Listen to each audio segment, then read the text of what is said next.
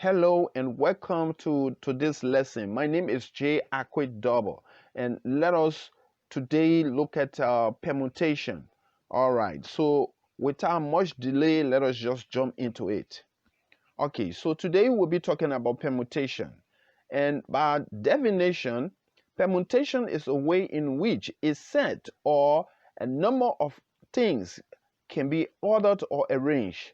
So permutation, one of the key words that we consider in permutation is arrangement. Okay, so but in order to grasp the concept behind permutation, is very important that we pay keen attention on this example problem that we are about to do. So let's say we had three persons. We also have three seats available for these three persons to be seated in. Okay, so how are they going to be arranged? That becomes a question.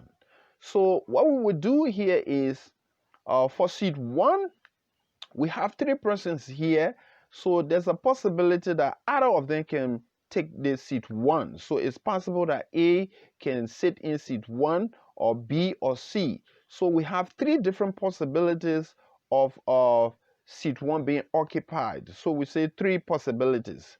And for seat 2, and one of these persons have already taken seat 1, so you have only two more persons here.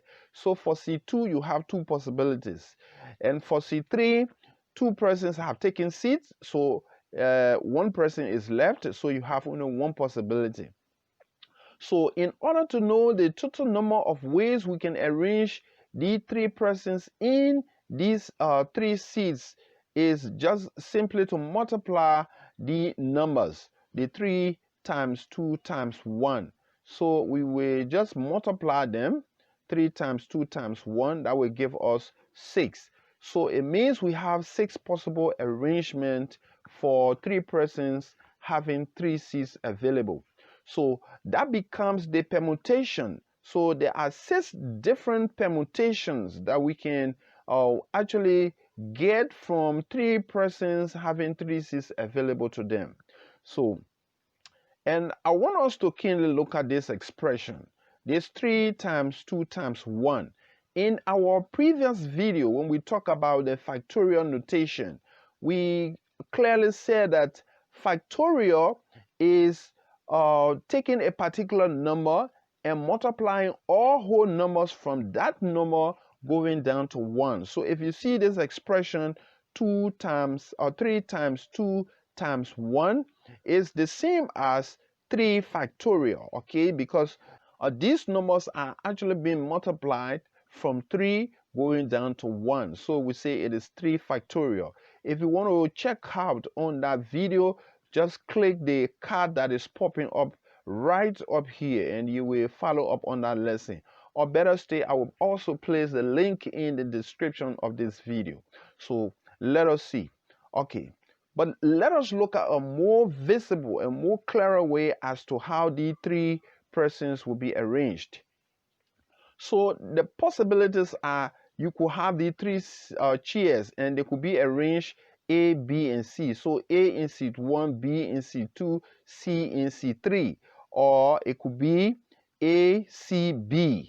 Or better stay B, C, A, B, C, or B, A, C, B, C, A, C, A, B, or C, B, A. So these are the 6 possible ways that we can arrange these three persons in these three seats. So we say these are the permutations. So this is a permutation, this is a permutation. So all 6 of them are 6 permutations of how the three persons can be arranged in the three seats.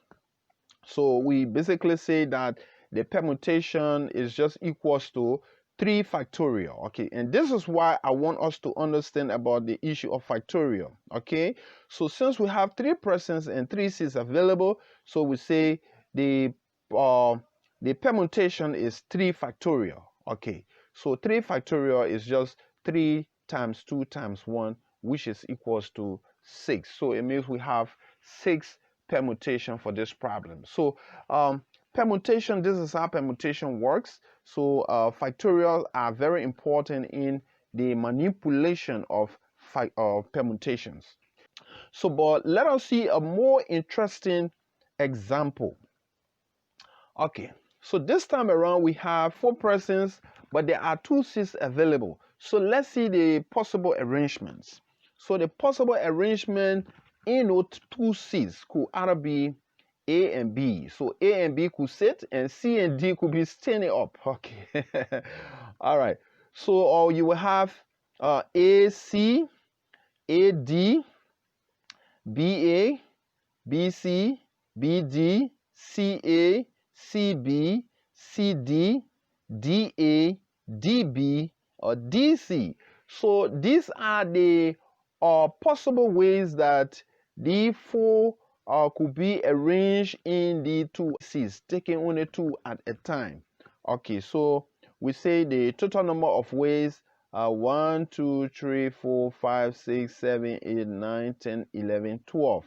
Okay, so you have 12 different ways. So we say the permutation for 4 persons and 2 C's available for those 4 persons to be arranged in those 2 C's, and taking 2 of them at a time is 12. Okay, but let us look at it in a more broader way. So let us see the 2 seats. Okay, so the 2 seats now that are available, we have 4 persons. So in seat 1, you will have 4 possibilities. So you have 4 ways that they can be seated in seat 1. And in seat 2, after 1 person have taken seat 1, you have 3 more persons. So 3 persons could possibly be seated in seat 2. So, and these are the only 2 seats that are available. So in order to find the permutation or the total number of ways that we can make an arrangement for the 4 persons in the 2 seats is to multiply 4 by 3. So we say 4 times 3, that will give us 12. Okay, the same 12 we have here. So in case we want to represent this in factorial, like we did in our previous example, what would that be? That will actually be the 4 persons that are under consideration and divided by these same 4 persons minus the available chairs. You find the factorial of that. So it becomes 4 minus 2 factorial. That will give you the permutation for having 4 persons with only 2 seats available. Okay, so you have this equals 4 factorial is 4 times 3 times 2 times 1 divided by 2 factorial, because 4 minus 2 is 2. 2 factorial is 2 times 1. So you have 2 and 2 going out, 1 and 1 go out. Then you'll be left with 4 times 3. And 4 times 3 will give you 12. Okay, so it means this is the permutation when you have 2 seats available to 4 persons. So these are the possible arrangements that are actually available. Okay, so in terms of conceptualizing this, what we usually do is to derive a formula. So we say that the total number of permutation for n number of objects taking r number of those objects at a time is denoted by npr. So n is the total number of objects and r is the number of ways that we take them, and this is also given as p of n command r. So that will just be equals to n factorial over n minus r factorial. So this is the formula that we usually use when we are solving permutation problems, like you will see in many textbooks. Okay, so let us do some more word problems. Number 1, in how many different ways can you arrange 4 books from the 7 books you have on a shelf? Okay, so you have 7 books and there are only 4 available spaces that you need to arrange these 7 books. So how many ways can you do that? Okay, so we say 7 P4, so that will become 7. Okay, so it's the same as P of 7, 4. So that becomes 7 factorial all over 7 minus 4 factorial. So 7 factorial, 4 or 7 minus 4 is 3. So 7 factorial over 3 factorial. So this becomes 7 factorial is 7 times 6 times 5 times 4 times 3 factorial. Okay, so I'm going to I'll stop here because I see 3 factorial on here. So now the denominator becomes 3 factorial. So that I can cancel out 3 factorial and 3 factorial. So I'll be left with 7 times 6 times 5 times 4. So 7 times 6 will give me 42. 5 times 4 is 20. So you multiply 42 by 20, you have 840. So you have 840 ways that you can do that arrangement of those 7 books, but only taking the 4 at a time. Okay, so let's do one more problem. In how many different ways can 5 persons be seated in 5 chairs? Okay, so this time around we have 5 persons and we have 5 chairs. So we say P of 5, 5, because we have 5 persons and we take them 5 at a time. Okay, so this becomes 5 factorial divided by 5 minus 5 factorial. So 5 factorial over 5 minus 5 is 0, so you have 0 factorial. Okay, 0 factorial is not undefined. No, 0 factorial is actually equals to 1. Okay, so and you may be wondering how.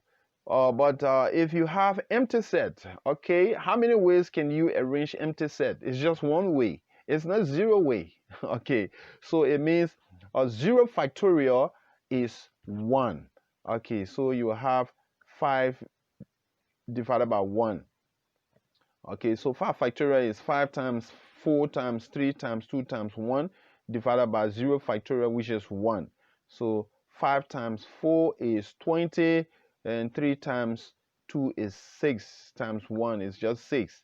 So you have 20 times 6 is 120. So you will have 120 ways that you can do that arrangement. Thank you, and I hope you will follow up on future videos that will be uploading. So please subscribe to this channel. Thank you, and see you in the next video.